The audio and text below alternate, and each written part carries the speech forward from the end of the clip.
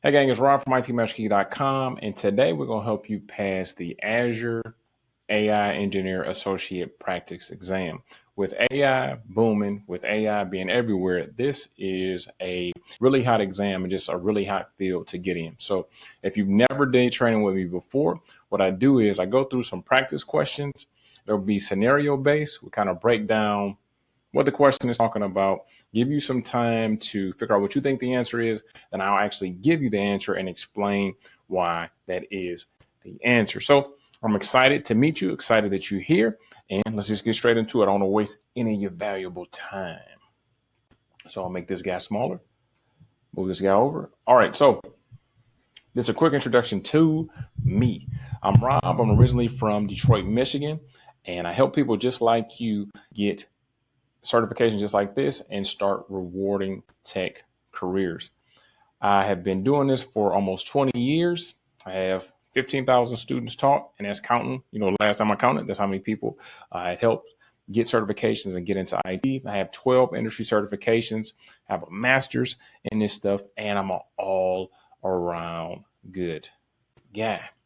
So, as always, I want to give a huge shout out to all of the current students in the Zero to IT Pro program and all of the future students that will be in the Zero to IT Pro program. If you've never heard of the Zero to IT Pro program, it is a program that helps people just like you get the most in-demand certifications in the industry. Also, huge shout out to all of the channel members for the YouTube channel. If you have any comments, questions, or concerns, become a member and I'll be more than happy to answer those questions for you. If you can see this smoke, I'm not in a goddamn dungeon. I just, have sinus issues and allergies and all that type of stuff. So I got a humidifier right here.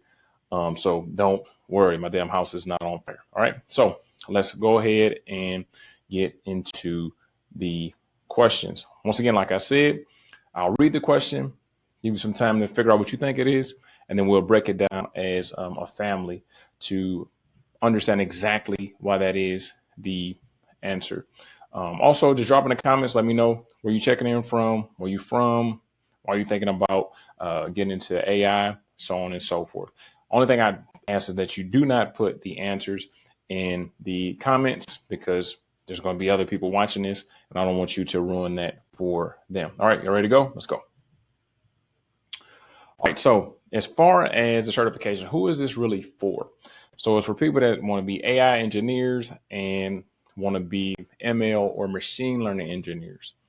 Also, software developers that are looking to get into AI or machine learning cloud applications, data scientists, bot developers, and solution architects focus on intelligent apps.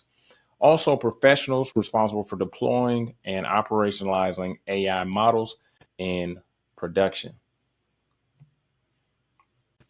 So there aren't any like mandatory prerequisites for taking this exam, but these are just a few recommendations. One, you having 1 year of experience in developing AI or data science solutions, familiarity with Python or C, hands-on knowledge of Azure services, REST APIs, containers, and version control, experience working with cognitive services, Azure bot services, and Azure machine learnings. Now, I've had students that don't have any of this stuff pass the exam on their first try.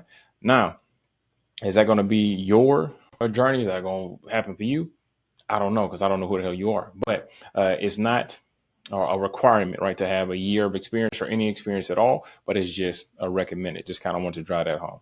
5 questions in. How are we doing?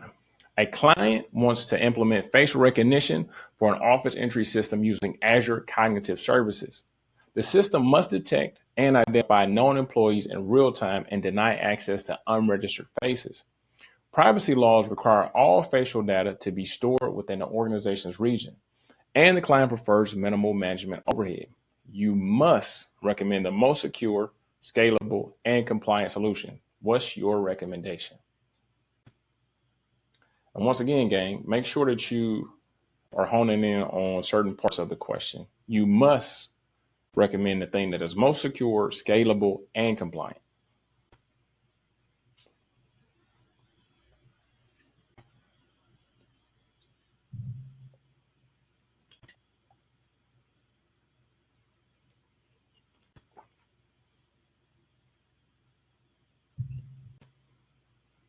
Another thing, gang, is make sure that you're drinking water as well. I don't want you going there dehydrated. It's going to improve, if you are hydrated, it's going to improve your cognitive ability, recall, all that type of shit. And I have noticed that people that do not like drinking water are the people I do not want to be around. I seriously think there is a direct correlation between people that don't drink water and intelligence. All right, so what do we think? 3, 2, 1. All right, so use Azure Face API with person group training and regional data residency settings. Azure Face API supports real-time detection and identification, and it allows you to train a person group with known faces. Microsoft ensures that facial data stays within the selected region, which satisfies privacy regulations. It also is a fully managed service, which reduces operational overhead. All right. So drop in the comments. Why is that important? Why is that line right there important? It says Microsoft ensures that facial data stays, supposedly, it said Microsoft ensures that facial data stays within the selected region, which satisfies privacy regulations. Why is that important? Drop in the comments. Let me know. Let me know. Let me know. No conspiracy shit. No weird stuff. Just tell me, why is that important? All right. Why is that important? All right. Number 6. If you have not liked the video, right? If you have not liked the video yet, I'm sorry to inform you, but I would like for you to go to hell. Sorry, man. That's just that's just the way the game goes, right? I've taken time out of my day to help you, right? I already know all this shit, so I took time out of my day, and all I ask is for a like, so I can get into these YouTube streets and then get into this algorithm, which is powered by AI. All right, so here we go. You are developing a solution using Azure machine learning to train a model for detecting fraudulent transactions. The dataset contains millions of rows and is stored in Azure Data Lake. Your training pipeline needs to scale efficiently and avoid runtime interruptions. Additionally, compliance requires all training and logs to remain within the organization's Azure region. What is the most appropriate setup to meet these requirements?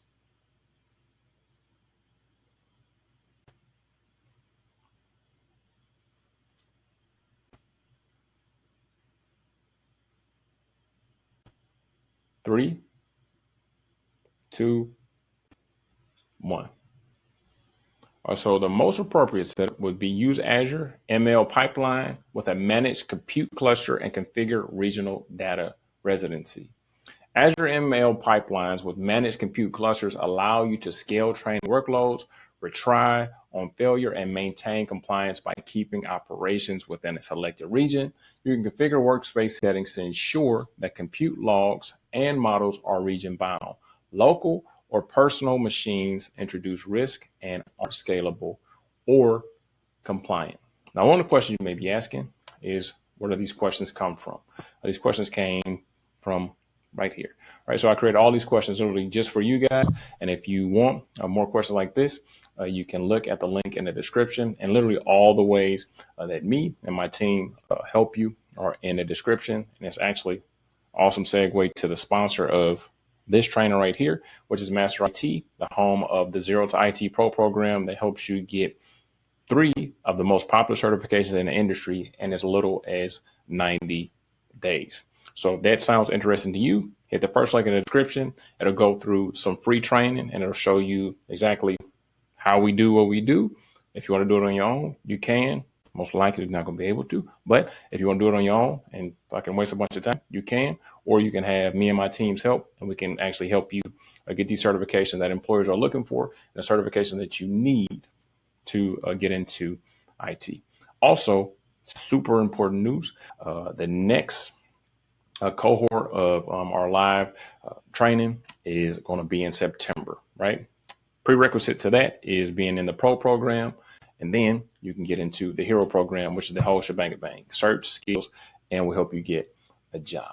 Now, let's get back to the training. All right, so you're designing a real-time translation feature for a multilingual chatbot deployed in multiple countries.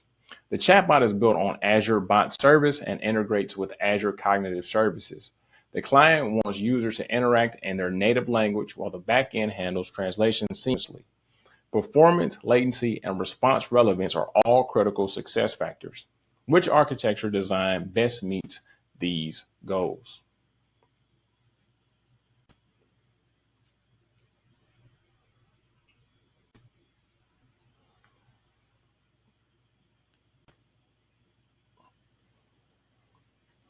Three, two, one.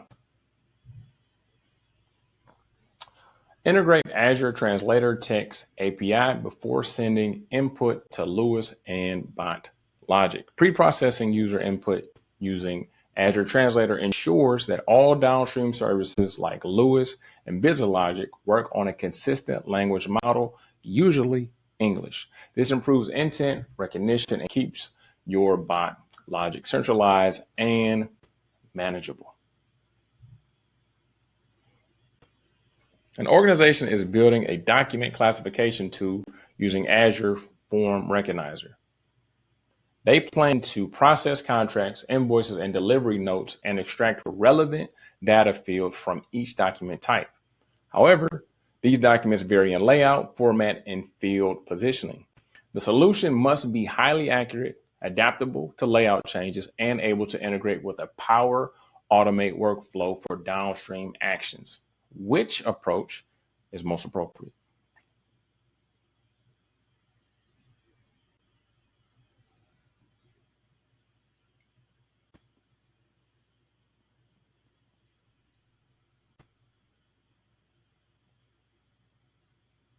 Three, two, one.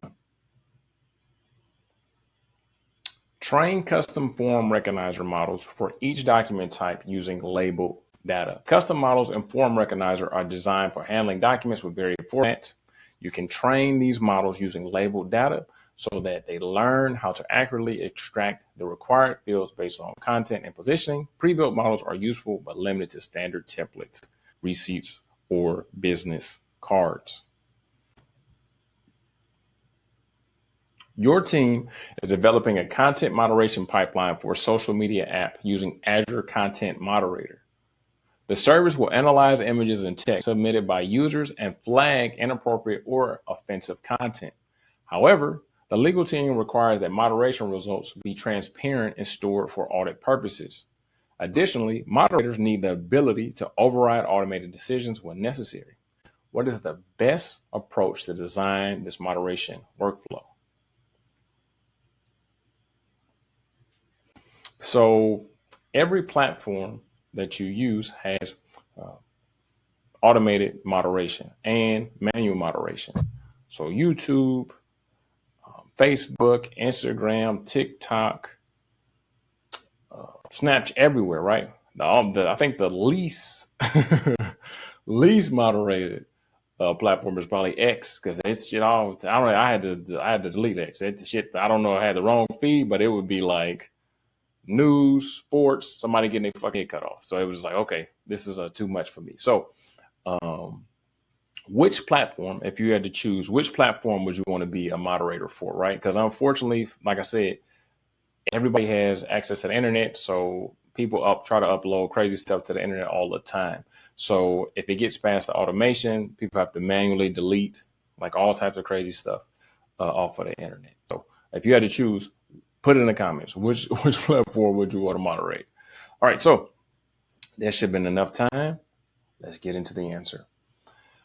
So for this, use Content Moderator and send flagged items to Logic app for review logging and human validation. By integrating Content Moderator and Logic apps, you can automate moderation while retaining human in the loop capability for overrides and review logging. This ensures auditability, transparency, and compliance with legal requirements.